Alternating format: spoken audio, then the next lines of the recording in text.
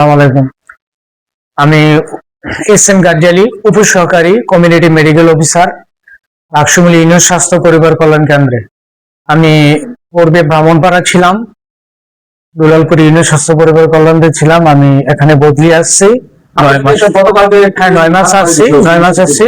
গতকাল 30 তারিখ আমি আমার সরকারি কর্মস্থলে অফিস টাইমে বসেছিলাম। এখানে এপিএস সাহেব আসলো, মাহবুবুর রহমান সাহেব, উনি এসে আমারে ডাকলো। ডাইকা এখানে আমার পূর্ণ কাজ চলতেছে, রিপেয়ারিং কাজ চলতেছে, এফডব্লিউসি কাজ করছে। সে আমাকে প্রশ্ন করে এইভাবে কাজ করলো কেন, এইভাবে এইভাবে করলো কেন।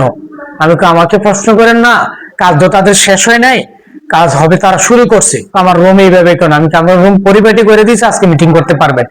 হ্যাঁ, তারপরে সে আমাকে বাড়ি আইয়া, তার রুমেতে বাইরে চেয়ার একটা লাথি দাও, এই চেয়ার ময়লা কেন। আমি ভাই আপনি এভাবে আচরণ করতেছেন, চেয়ার ময়লা ইঞ্জিনিয়ারিং কন্ট্রাক্টররা করছে, ঠিকাদাররা করছে, এরা পরিষ্কার করে দিবে, আপনি এভাবে আচরণ করতে পারেন। একটু নবভাবে আচরণ, পেশেন্ট আছে, অনেক লোক আছে, আপনি একটু ধৈর্য সরে কথা বলেন। আপনি যদি অভিযোগ থাকে, মেডিকেল অফিসার যে টিপ টু স্যার আছে, ওদেরকে আপনি জানান। আমার সাথে আপনি রাগ দেখাবেন না, আমার সাথে উচ্চস্বরে কথা বলবেন, একটু নর্মভদ্র ভাবে কথা বলবেন। ও তোর সাথে কিসের কথা, তোর সাথে কোনো নম্র একটু সুন্দর করে ভাষার কথা নেই আমার কাছে। আমাকে ভাই আপনি ল্যাঙ্গুয়েজটা ঠিক করেন। বারবার আমি বলাতে সে আমাকে তোর সরে রাত ফেলাই দেন, আমার হাত তুলছে আমার উপরে, হাতটা হালকা লাগছে কানে। এরপর আমি ভাই আপনি কিন্তু ওভার করে ফেলছেন, এটা কিন্তু আপনি ঠিক করতেছেন না। আমি আপনার সিনিয়র, 11 গেট আছি, আপনি 16তম গেট, কিন্তু আপনি এখানে এইভাবে বিহেভ করতে পারেন। আমি ইনচার্জ এখানে, আমি 9 মাস আছি, আপনি এলাকা প্রভাব দেবেন, প্রতি এলাকা থাকবি কিভাবে, আমি দেখা দেব। এটা কয়ে আমার কিন্তু নাকের কাছে একটা ঘুষি আনছে, নাকটা ঘুষিটা হালকা লাগছে, কেজিটা টান দিয়ে নিচ্ছে। আমার একজনের টান দিয়ে আনার লোক ছিল, অনেক পেশেন্ট ছিল, এরা টান দিয়ে আমার রুম নিয়ে আসছে। তারপরে লাস্টে আমাকে হুমকি দিচ্ছে, আমি ওর হুমকির সম্মুখীনে ভুগতেছি, কারণ আমার পরিবার থাকে, আমি কোয়ার্টারে থাকি, কর্মস্থলে থাকি 24 ঘন্টা, আমার ছেলে মেয়ে এখানে স্কুলে পড়ে। ওই যে হুমকি দিচ্ছে, আমি এখানে কিভাবে থাকবো দেখে দিব।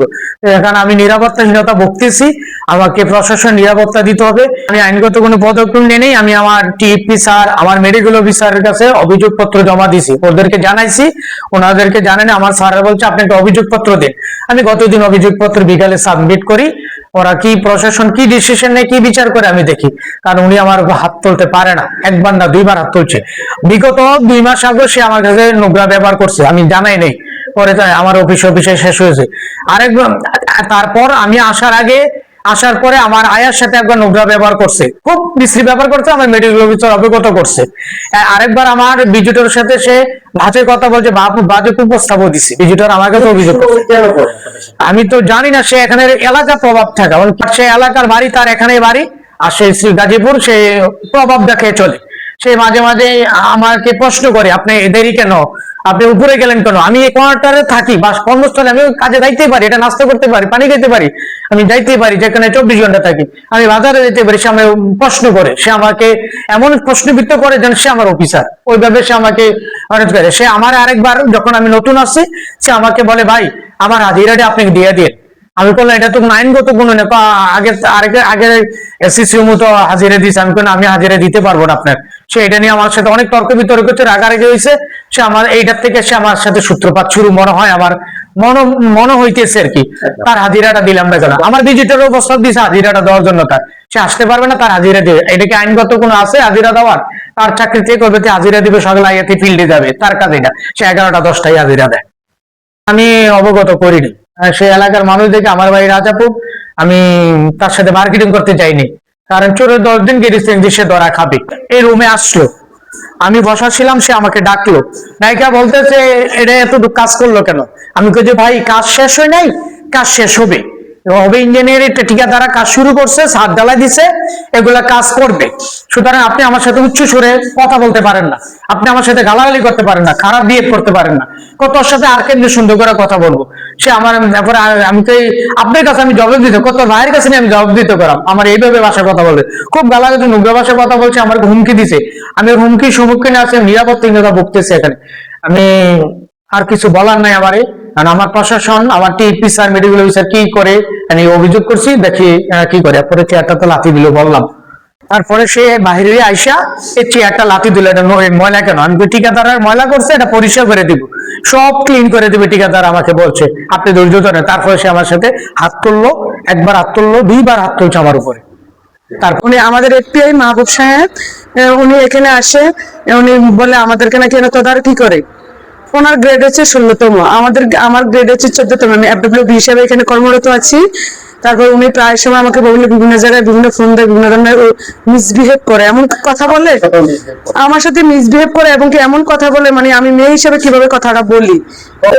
গতকালকে উনি এখানে, আমি এখানে রুগী দেখতেছি, ওখানে থেকে উনি মানে মানে অনেক আওয়াজ শোনা যাচ্ছে এবং মিসবিহেভ শোনা যাচ্ছে। তো আপায় আমাকে বললো যে আপা ওখানে যে কি ঝামেলা স্যারের সাথে রাখছে। তারপর আমি গেছি, যার ফলে দেখি মানে একজন মানে দাঁড়ায় রয়েছে, আপনি আমার সাথে খারাপ ব্যবহার করেন কেন? তো উনি আছে না খারাপ ব্যবহার করেন, হ্যাঁ আমাদের এসএসএমও ডাক্তার গাজ্জালি সাহেব, উপসহকারী কমিউনিটি মেডিকেল অফিসার, হ্যাঁ ব্যবহার করছে। উনি বলতেছে আপনি আমার সাথে খারাপ ব্যবহার করেন কেন? তো উনি বলছে আমি কি ব্যবহার করি, এখানে তো কোন বাবা সেটি নিয়ে আয়। কালকে স্যার আমাদের রুম থেকে ওই রুমে যাইতে লাগছিল, তাদের মিটিং ছিল, তাকে মাসিক মিটিং করতে লাগছিল।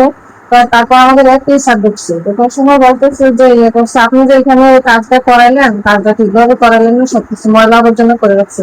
তো স্যার সুন্দর করেই বলছে যে ময়লা আবর্জনা আবার তো কাজ করাইতে আসবে, তখন আমি আবার ঠিক করাই দেন। তখন যে কি ভালো ঠিক করাই দেন কইয়া চেয়ারের ভিতরে লাথি দিয়ে ফেলাইছি। আমি এখানে আগে বসে আছি। বলছে যে কি ভালো ঠিক করাই দেন, এখানে কইয়া চেয়ারের ভিতরে লাথি দিয়ে। আপনি আমার সাথে এইভাবে কথা বলতেছেন কেন? তোর সাথে কিভাবে কথা বলবেন? তোর এখন চড়াই দাঁত ফেলাই।